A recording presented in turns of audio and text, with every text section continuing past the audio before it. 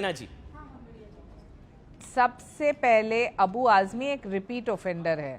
उन्होंने हमेशा तुष्टीकरण की राजनीति की और जब हमारे नेता एकनाथ जी शिंदे ने ये मुद्दा को उठाया पूरे सदन में, उनको सस्पेंशन तो दिया गया है महाराष्ट्र में, लेकिन योगी आदित्यनाथ जी ने बिल्कुल सही कहा कि उनको समाजवादी पार्टी से भी निकालना चाहिए। अभी वजह क्या है?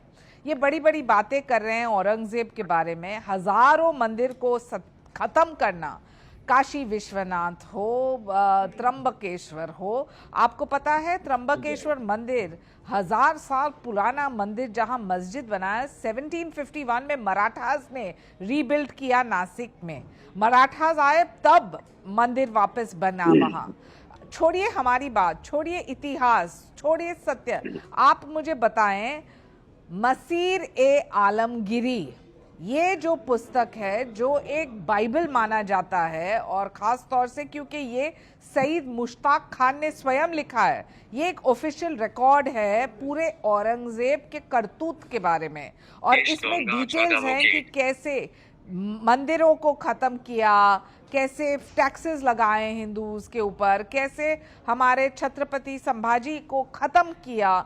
और जो अबू आजमी को आज जब सस्पेंड किया गया है और उनके पास थोड़ा वक्त है तो वो एक आध पुस्तक पढ़ लें। और ये पुस्तक जो उन्हीं के कौम के लोग जो मानते हैं कि ये सच्चाई की एक प्रतीक है, मसीर ए आलमगिरी, ये उनको पढ़ना चाहिए, उनको छावा जैसे पिक्चर को देखना चाहिए ताकि उनको पता चले शीशगंज गुरुद्वारा चले जाए। क्या शीशगंज गुरुद्वारा, सिखों के 9वें गुरु गुरु तेग बहादुर जी का शीश काटा।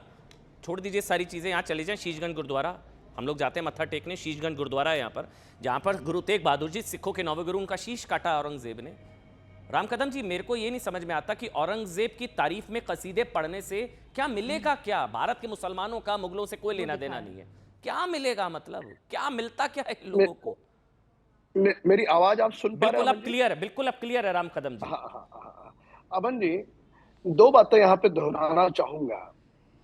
मुगलों के बाद जब अंग्रेजों का शासन आया और उस शासन के दौर में जानबूझ करके हमारे इतिहास के साथ, हमारे पुराणों के साथ, हमारे जो वैदिक ग्रंथ है उनके साथ छेड़छाड़ की गई और उसमें कई सारी गलत बातें डाली। बीच में भी एक कंट्रोवर्सी हुई थी कि भगवान राम के प्रति किस प्रकार से अभद्र भाषा का प्रयोग एक पुराण में किया गया था, वो सारी बातें आई। वो बाद में वो निषिद्ध रामायण है, वो बाद में घुसाया गया है।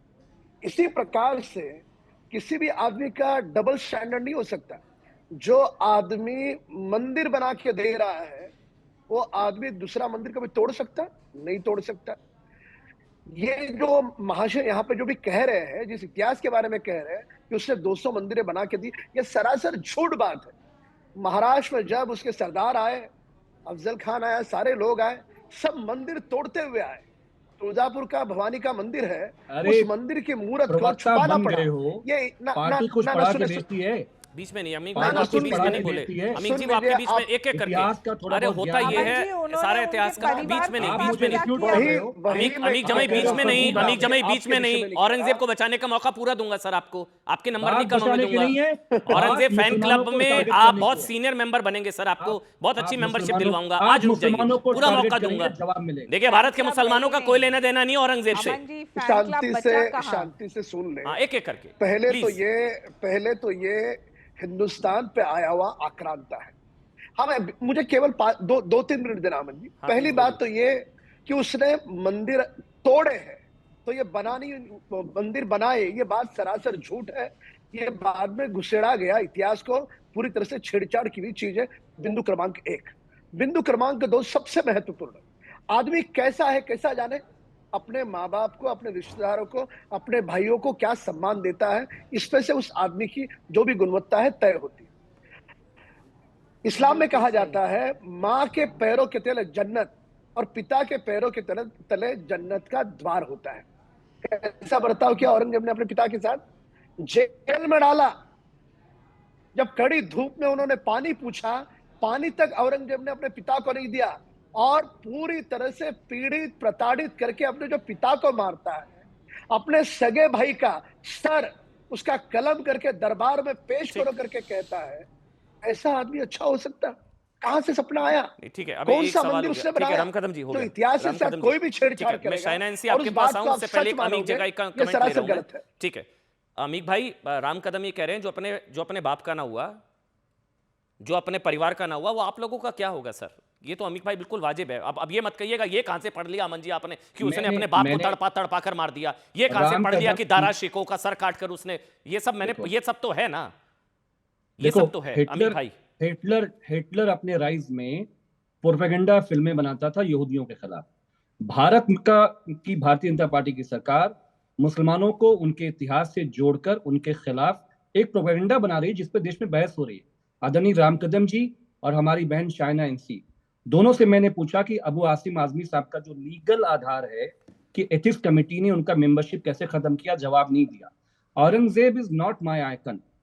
राजे रजवाड़े नवाब, मैं दोबारा कह रहा हूं, ये हमारे समाजवादियों के आइकन नहीं है।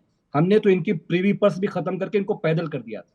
सवाल सिर्फ इतना है, रामकदम जी, क्या ये बात सही नहीं है कि छत्रपति शिवाजी के जो कमांडर्स थे मुसलमान थे? बहुतर मैक्सिमम मुसलमान थे। बिल्कुल थे। औरंगजेब के जो कमांडर छत्रपति शिवाजी महाराज के गुरु याकूब महाराज, रामकदम जी आपका जलवा है महाराष्ट्र में, मुझे बोलने दीजिए, फिर मैं शाइना जी आपके पास। आप हमको जेल में डाल देंगे, हमको मालूम है। बोलिए। तो मुगल औरंगजेब जो देश का बादशाह था, उसके ज्यादातर जो उसके कैबिनेट में जो थे हमारे देश के राजपूत राजा थे, जो उसके कमांडर्स थे, मेन कमांडर्स थे। तो जो ये हिस्ट्री में जो टकराव है, छावा जैसी जो प्रोपेगेंडा फिल्में हैं, ये हिंदू मुस्लिम फाइट नहीं है। मेरा सिर्फ आपसे कहना ये,